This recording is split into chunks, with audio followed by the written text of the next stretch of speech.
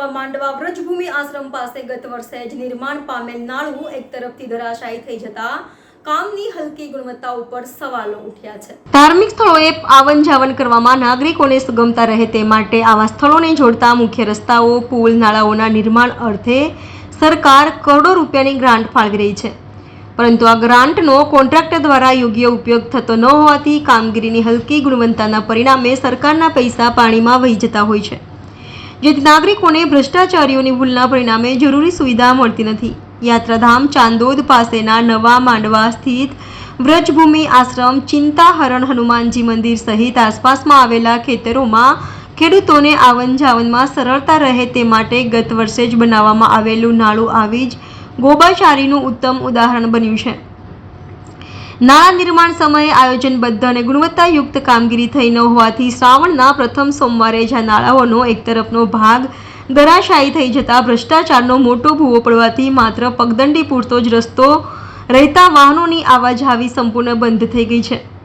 ઉલ્લેખનીય છે કે શ્રાવણ માસનો પ્રારંભ થઈ ચૂક્યો છે, ત્યારે નવા માંડવા વ્રજભૂમિ આશ્રમમાં સ્થિત શ્રી સિદ્ધેશ્વર મહાદેવજી મંદિરમાં આખાય મહિના પર્યંત સાંજે મહાદેવજીની મહાઆરતી, પૂજન અર્ચન, મહાપ્રસાદી સહિતના ધાર્મિક આયોજનો થતા હોય રાજકીય આગેવાનો, અધિકારીઓ સહિત પંથકના ભાવિક ભક્તો રોજે રોજ અહીં ઉમટશે, ત્યારે ધરાશાયી થયેલું નાળું દુવિધારૂપ અને જીવલેણ સાબિત તે પૂર્વે યુદ્ધના ધોરણે આ નાળાના સમારકામની કામગીરી હાથ ધરાય તે માટે તંત્ર કોન્ટ્રાક્ટરનો કાન ભરી સત્વરે કામગીરી આરંભાવે તેવા સૂર ઉઠવા પામ્યા છે।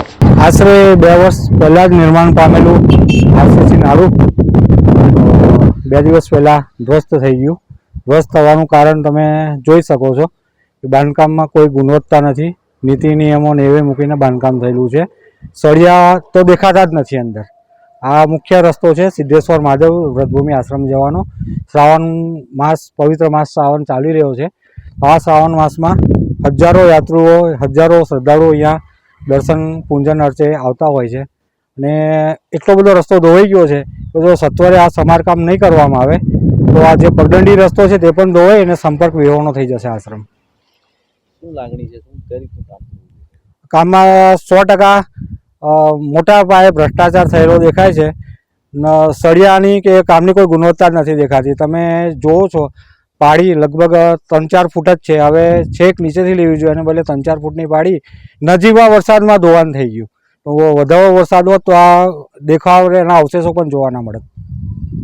જી હવે નવીનીકરણની વાત રહી તો નવીનીકરણ એને પાયામાંથી બિલકુલ ગુણવત્તાસભર કામ અને એના જે નીતિ નિયમો છે એ પ્રમાણે થવું જોઈએ, નહીંતર ફરીને ફરી આ પ્રોબ્લેમ રહેશે।